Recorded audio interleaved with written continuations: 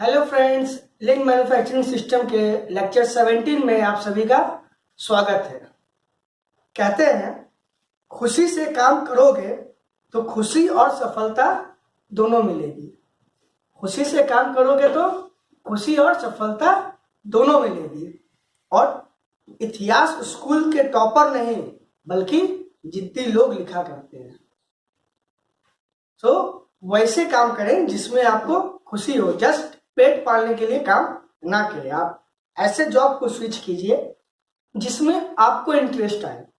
या सभी जॉब अच्छे होते हैं, आप उसमें अपना इंटरेस्ट पैदा कीजिए, मजा आएगा काम करने में। आप इंजीनियर है तो इंजीनियरिंग में आपको मजा आना चाहिए। ऐसा नहीं कि माँ पापा ने जबरदस्ती भेज दिए इंजीनियरिंग करने, इंजीनियरिंग इसीलिए कर रहे हैं। नो। तो इसी मोटिवेशनल कोट्स के साथ शुरू करते हैं लेक्चर नंबर 17। आज हम लोग समझेंगे value and value stream mapping.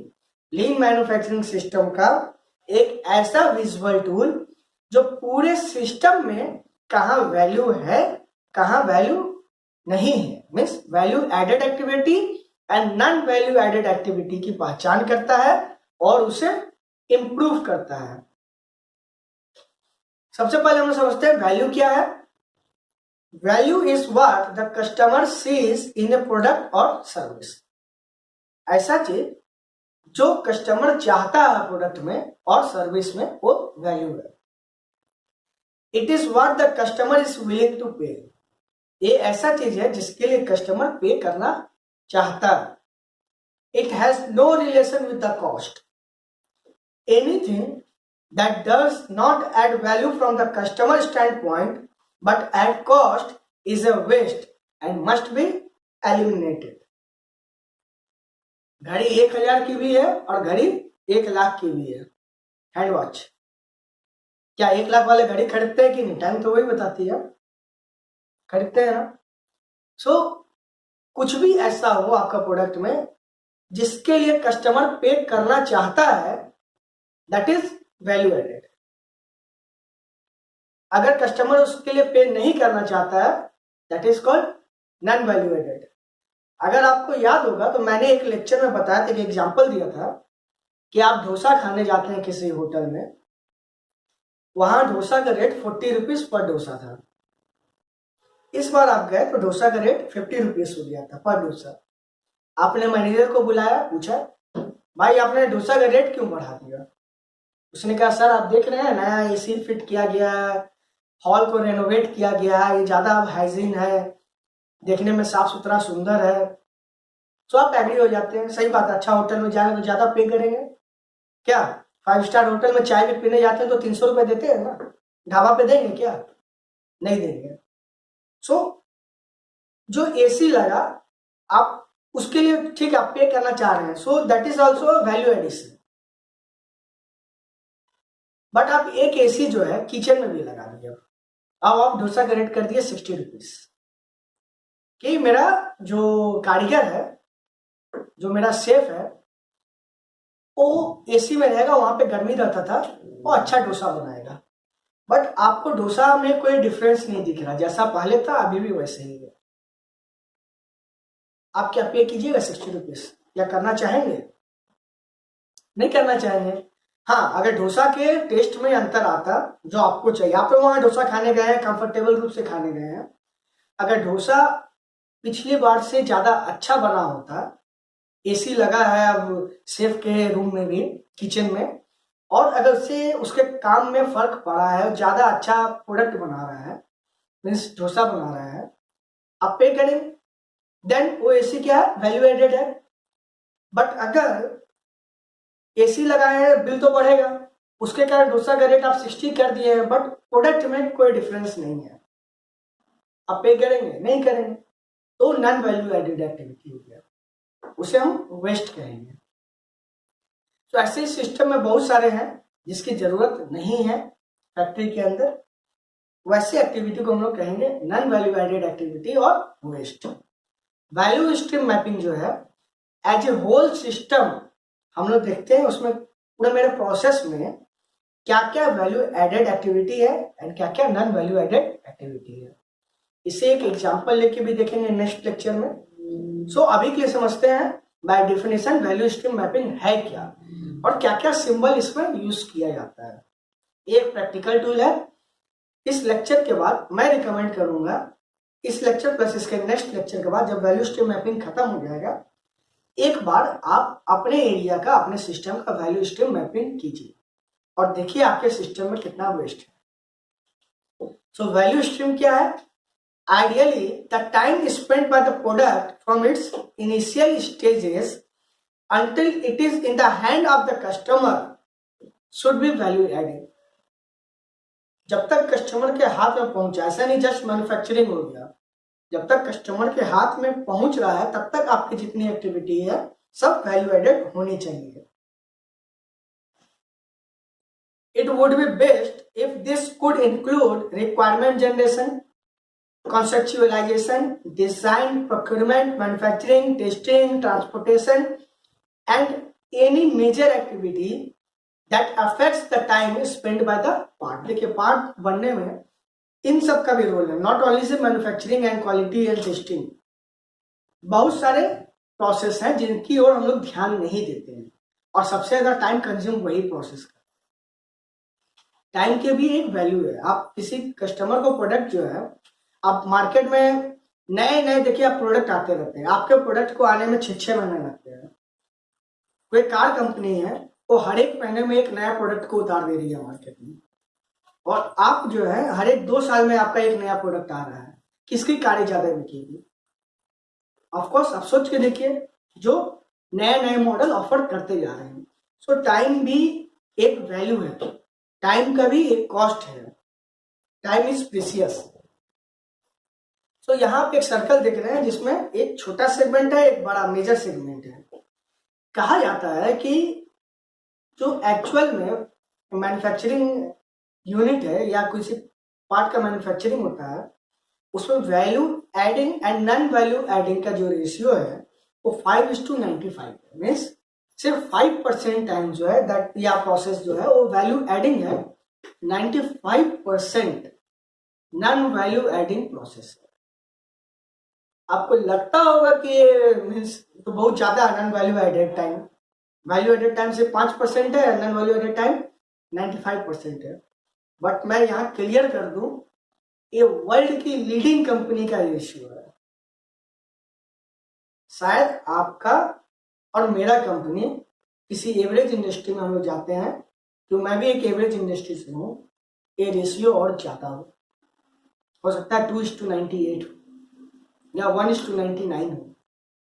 सो जो बेस्ट कंपनी है, मीन्स इंडस्ट्री की जो लीडिंग कंपनी है, जो लीन मैन्युफैक्चरिंग सिस्टम को कई वर्षों से प्रैक्टिस कर रहे हैं, ये उनका रेशियो है। सो नेक्स्ट हम लोग आते हैं, all we are doing is looking at the time from the moment the customer gives us an order to the point and we collect the cash. Customer ने जो ऑर्डर किया है और जब कस्टमर के हाथ में सामान आया और हमें कैश मिला, इसके बीच जितना भी प्रोसेस है हमें उसे देखना है। And we are reducing their time line by removing the non value added waste. जो भी नॉन वैल्यू एडेड टाइम है तो क्या है? वेस्ट है, या एक्टिविटी है वो वेस्ट है। किसने कहा था? एक कोट है बाय ताइची ओनो। ताइची ओनो कौन थे? मुझे नहीं लगता अब मुझे ये बताने की जरूरत है, कई बार इनका नाम आ चुका है। चलिए एक एग्जांपल लेते हैं। देखिए फिगर में एरो में आप मूव कीजिए। कस्टमर प्लेसेस ऑर्डर, कस्टमर ने ऑर्डर प्लेस किया, देन ऑर्डर प्रोसेसिंग। आपके मीन्स सिस्टम का कोई आदमी ऑर्डर को प्रोसेस करता है। ऑर्डर प्रोसेस करने में कितना टाइम लगा? 15 minutes. Value added time 15 minutes है और ऑर्डर प्रोसेस होकर वहीं पड़ा रहा, आगे कुछ काम नहीं हुआ। इसमें कितना टाइम चल गया? 1 week. Then after 1 week order release हुआ टू मैन्युफैक्चरिंग, क्योंकि मैन्युफैक्चरिंग के लिए भी टाइम स्लॉट लेना पड़ता है। Value added time 1 hour and elapse time 2 weeks. Then आपका पार्ट बन गया। अब उसका क्या होगा? इंस्पेक्शन होगा। इंस्पेक्शन करने में टाइम कितना लगा? 1 से 10 मिनट लगा। Value added time 1 minute. But चूंकि आपका बैच प्रोडक्शन था, सो आप लाइन से जब चेक करते करते जब उस पार्ट का मीन्स इंस्पेक्शन का टाइम आया, 2 दिन गुजर गए। चेकिंग करने में भले ही 10 मिनट टाइम लगा। Then packing and dispatch, value added time 15 minutes, delay time 1 day again. Then उसे डिस्पैच कर दिया है in transit for 1 week. Then customer receives product after 1 month and value added time is less than 1 day. आप जो inspect किए हैं, आप जो ऑर्डर को प्रोसेसिंग किए हैं, आप जो पैकिंग किए हैं, आप जो मैन्युफैक्चरिंग किए हैं, इसका जो टाइम है बस वही है जिसके लिए कस्टमर पे कर रहा है, उसे वैल्यू एडिशन माना जाएगा। कस्टमर नहीं बोलेगा कि आप इंस्पेक्शन मत कीजिए या आप गलत मैन्युफैक्चर कीजिए, बट आप डिस्पैच की जो 1 वीक ले रहे हैं, आप उसे फ्लाइट से भेज दीजिए, कस्टमर को कोई मतलब नहीं है, उसे पार्ट जल्दी से जल्दी चाहिए at the same cost. Familiar है, लग रहा है ऐसा आपके साथ भी होता है। चलिए नेक्स्ट आते हैं हम लोग वैल्यू स्ट्रीम मैप्स। अगर आपको देखना है कि आपके सिस्टम में कितना वैल्यू एडेड एक्टिविटी है या टाइम है एंड कितना नॉन वैल्यू एडेड एक्टिविटी है या टाइम है, उसके लिए हम लोग एक मैप बनाते हैं और उसे स्टडी करते हैं। तो वैल्यू स्ट्रीम मैपिंग कैसे किया जाता है, एक प्रैक्टिकल सब्जेक्ट है, बहुत ही केयरफुली इसे पढ़ना है और समझना है, आसान शब्दों में समझिए। और जब मैं नेक्स्ट लेक्चर में जब इसका एग्जांपल दूंगा कैसे आप इसे करेंगे, I hope everything will be clear. So value stream maps are developed for higher level visualization of process. जो प्रोसेस में आपको अभी नहीं दिखाई दे रहा है, इस मैप बनाने के बाद आपको दिखेगा कि हाँ यहाँ नॉन वैल्यू एडिंग एक्टिविटी है। The intent behind a VSM और value stream mapping is to understand the overall flow in a system, that is flow kaizen. देखिए काइजन 2 टाइप का होता है, एक होता है पॉइंट काइजन। जब मैं काइजन काकुसिन पढ़ा रहा था उस समय जो मैंने बात की थी that is point kaizen. Means आप एक एरिया के बारे में आप काइजन कर रहे हैं, आपने कहीं पे देखा कि यहाँ पे इंप्रूवमेंट का स्कोप है, आपने किया, but that time you are not looking at the overall system. But यहाँ चूंकि फ्लो हो रहा है, फ्लो पूरे सिस्टम में होना है, किसी भी प्रोसेस पे जाके अगर आपका फ्लो इंटरप्ट होता है सो होल प्रोसेस इससे अफेक्ट होगा, इसलिए इसे कहा गया फ्लो काइजन। और एक जो काइजन किया जाएगा ये कंप्लीट सिस्टम के लिए होगा। And to highlight areas of waste, किस किस एरिया में वेस्ट है। Flow charts and processor charts are used to identify waste in the individual process activity and point kaizen. Waste is incurred in a process when no value is being added to the product. किसी भी process में जहां value addition नहीं हो रहा है वहां क्या है, वेस्ट है, वेस्ट जनरेशन हो रहा है। भले आप खर्च नहीं कर रहे हैं, टाइम जा रहा है, टाइम इज ऑल्सो मनी, वो वेस्ट है। Unlike point kaizen or process kaizen, the focus is not improving individual process but to improve the entire stream of processes required to fulfill the customer requirement. Customer के requirement fulfil करने के जितना भी process है आप सबको consideration में लेंगे। However, VSM में identify process that should be improved, जबकि VSM जो है आइडेंटिफाई करेगा किस प्रोसेस में आप इंप्रूवमेंट कर सकते हैं या किस प्रोसेस में इंप्रूवमेंट किया जाना चाहिए, क्योंकि VSM के द्वारा ही आप समझ पाएंगे आपके प्रोसेस में कहां कहां नॉन वैल्यू एडेड एक्टिविटी है। It allows you to visualize waste and source of waste in the entire system. It provides information to be used for decision making to focus on improvement areas. Means आपको एक data देगा जिसके base पे आप identify कर पाएंगे कि कहां कहां किस किस एरिया में आपको इंप्रूवमेंट करना है। Based on data it lends itself easily to continual improvement and ties together material and information flows. ठीक है, देखिए मैंने भी ये सब डिफिनेशन गूगल से ही लिया है, गूगल से लिया है, बुक से लिया लीन मैन्युफैक्चरिंग के। सो बहुत ही इजी लैंग्वेज में है, मुझे नहीं लगता इसे समझने में आपको भी कोई परेशानी होगी। एक दो बार इसे पढ़े, स्टेटमेंट बहुत क्लियर है, इसमें मीन्स बहुत ज्यादा कुछ एक्सप्लेन करने के लिए नहीं है। डेफिनेशन को कितना मैं एक्सप्लेन करूंगा। नेक्स्ट आता है विच इज इंपॉर्टेंट, कैसे किया जाए और किसके लिए किया जाए। So it is usually done for product families, सिर्फ एक प्रोडक्ट के लिए नहीं, एक कंप्लीट प्रोडक्ट फैमिली के लिए। सपोज आप गियर बॉक्स मैन्युफैक्चरिंग करते हैं, सो आप ये सोचिए गाड़ी में ही गियर बॉक्स भी है, एक्सल है, इंजन है, देन फ्रेम शॉप है, अलग अलग प्रोसेसेस है, अलग अलग एरिया है उनका। आप किसी एक एरिया के लिए कर रहे हैं, सपोज आप गियर बॉक्स मैन्युफैक्चरिंग के लिए कर रहे हैं। सो गियर बॉक्स मैन्युफैक्चरिंग के लिए जब आप सोचेंगे तो complete product family means various model होंगे, वेरियस गाड़ी में अलग अलग टाइप की गाड़ी में अलग अलग गियर बॉक्स लगते हैं। बट आप एक प्रोडक्ट फैमिली लेते हैं कॉमर्शियल व्हीकल का, तो कॉमर्शियल व्हीकल के लिए भी 5-6 टाइप के गियर बॉक्स आपके कंपनी में बनते होंगे। सो आप वो 5-6 गियर बॉक्स को आप एक प्रोडक्ट फैमिली मानेंगे और सबके लिए वैल्यू स्ट्रीम मैपिंग करेंगे, क्योंकि उनके लिए प्रोसेस 99% एक जैसा होगा। थोड़ा बहुत ही प्रोसेस के अंदर में डिफरेंस होगा, बट ओवरऑल प्रोसेस एक जैसा होगा, इसलिए आप एक प्रोडक्ट फैमिली के लिए करेंगे। अलग अलग प्रोडक्ट के लिए आप करने जा रहे हैं तो ये टाइम वेस्ट होगा। आप जो कर रहे हैं वैल्यू स्ट्रीम मैपिंग, ये भी एक टाइम कंज्यूमिंग एक्टिविटी है। सो आप एक प्रोडक्ट फैमिली के लिए करेंगे। Don't include individual processing step only where there is a disconnect.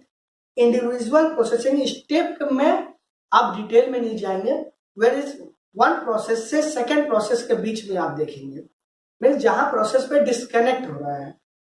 Process के अंदर में देखने के लिए क्या है, पॉइंट काइजन है।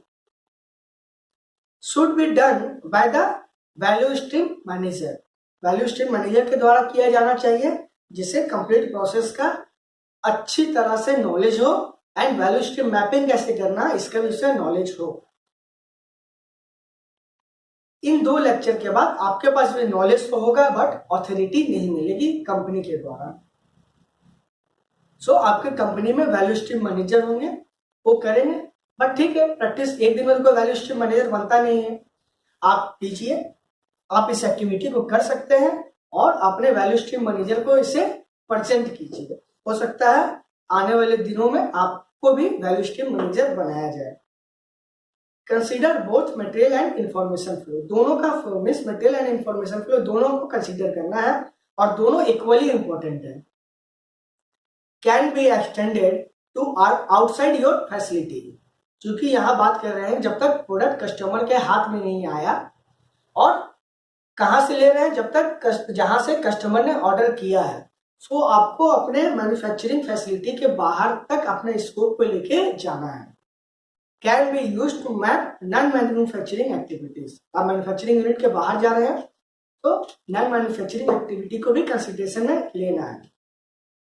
नेक्स्ट एग्जांपल में बहुत आसानी से क्लियर हो जाएगा। आप कंप्लीट एग्जांपल देंगे डिटेल में कैसे आप इसको मैपिंग करेंगे।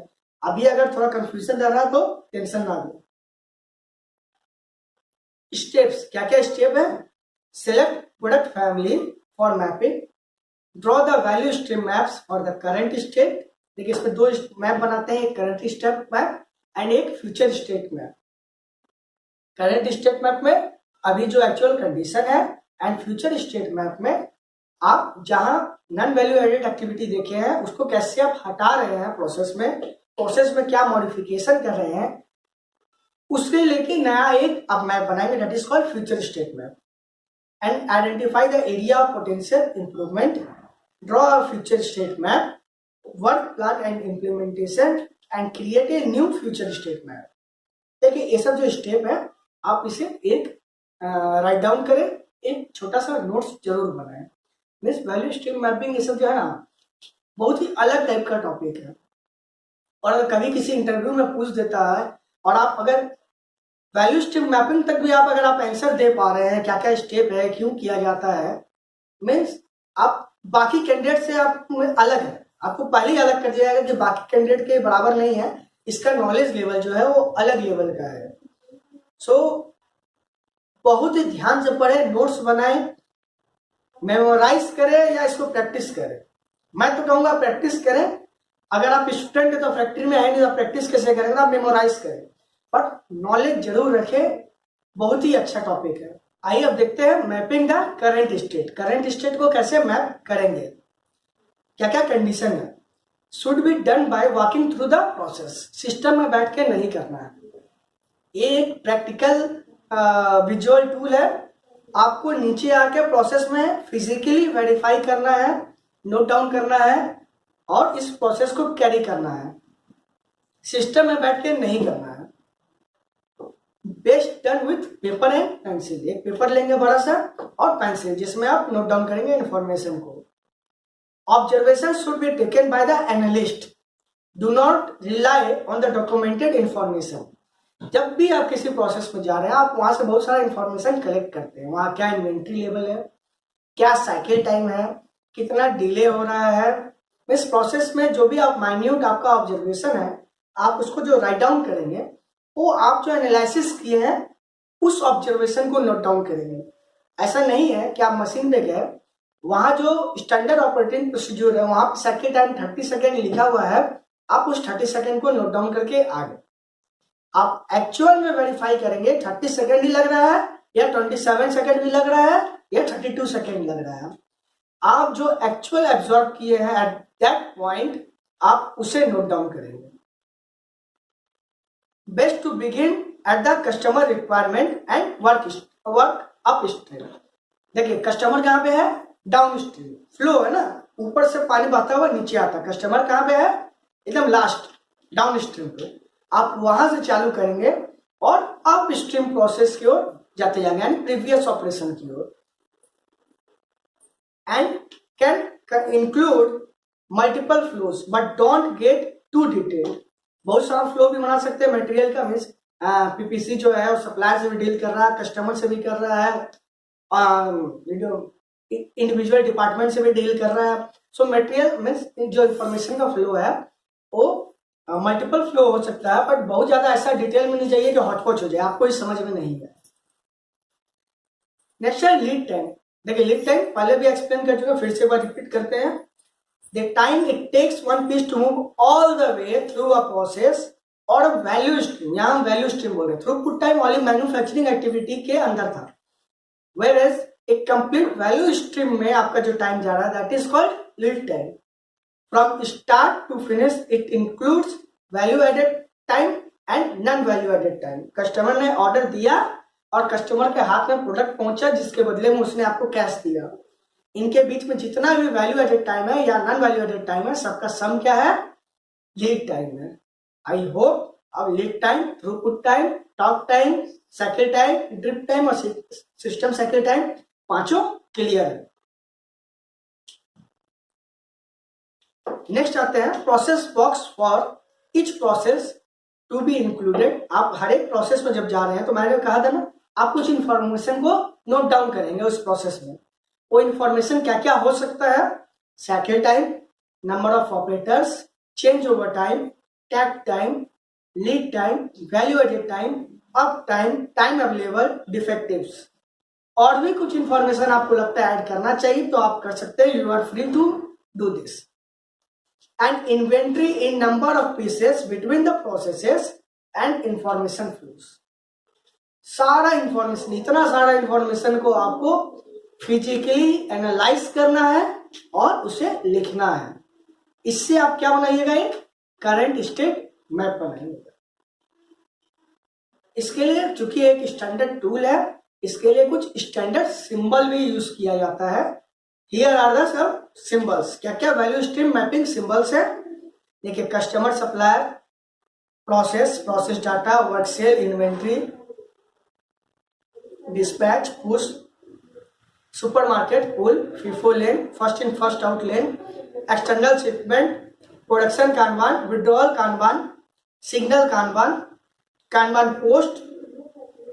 नेक्स्ट है ये MRP, ERP, go and see, kaizen burst and operator. इतना सारा सिंबल है। आपको इन सारा सिंबल का यूज करते हुए करंट स्टेट मैप ड्रॉ करना है and future state map draw करना है। जब आप करेंगे मैप का सहारा लेने से आपको मीन्स समझने में आसानी होगी और चूंकि ये एक स्टैंडर्ड टूल है, क्या ना, आप अगर अपने से कोई सिंबल डिफाइन करते हैं, आप दूसरा किसी को प्रेजेंट करेंगे, उसे समझ में नहीं आएगा। सो एक स्टैंडर्ड है, आप स्टैंडर्ड टूल्स को यूज कीजिए ताकि सबके लिए आसानी हो। अगर आपको कुछ आइडिया हो हाइड्रोलिक्स के बारे में, आप लोग हाइड्रोलिक ड्राइंग्स देखते हैं या न्यूमेटिक सर्किट देखते हैं या इवन आप इलेक्ट्रिकल सर्किट देखते हैं, अगर सब कोई अपना हिसाब से सिंबल डिफाइन करने लगे, क्या पॉसिबल है? समझ पाइएगा क्या? आप एक मशीन में गए काम करने के लिए, उसके इलेक्ट्रिकल सर्किट देख रहे हैं, उसके सिंबल से आप वाकिफ नहीं है, बेकार है, आप नहीं समझ पाइएगा। सो सिंबल का स्टैंडर्डाइजेशन होना जरूरी है। और चूंकि ये भी एक मैप है, एक टाइप का सर्किट डायग्राम ही है, ये विजुअल सर्किट डायग्राम है वैल्यू स्ट्रीम मैपिंग के लिए। सो एक स्टैंडर्ड सिंबल आपको यूज करना चाहिए। ये सब सिंबल आप इसके यूज कीजिए। सो यहाँ हम लोग लेक्चर 17 को समाप्त करते हैं। नेक्स्ट लेक्चर 18 में हम लोग एक एग्जाम्पल लेंगे और कैसे इसको करंट स्टेट मैप बना रहे हैं, कैसे फ्यूचर स्टेट मैप बना रहे हैं, उसे हम लोग समझेंगे, काफी डिटेल में समझेंगे। एकदम परेशान होने की जरूरत नहीं है, धैर्य रखें, आराम से समझें। एक बार में नहीं होता, 2 बार 3 बार वीडियो को रिपीट करें, समझें। और डिटेल में जाना है गूगल करें, बट प्रैक्टिस करें इसे। ये बहुत ही इंपॉर्टेंट टूल है। मुझे बहुत खुशी होगी अगर आप इसे अपने कंपनी में इम्प्लीमेंट करते हैं या आप इससे कुछ बेनिफिट ले पाते हैं। सो यहाँ पे हम लोग लेक्चर 17 को समाप्त करते हैं। साथ बने रहने के लिए बहुत बहुत धन्यवाद। फिर से मिलेंगे नेक्स्ट लेक्चर में।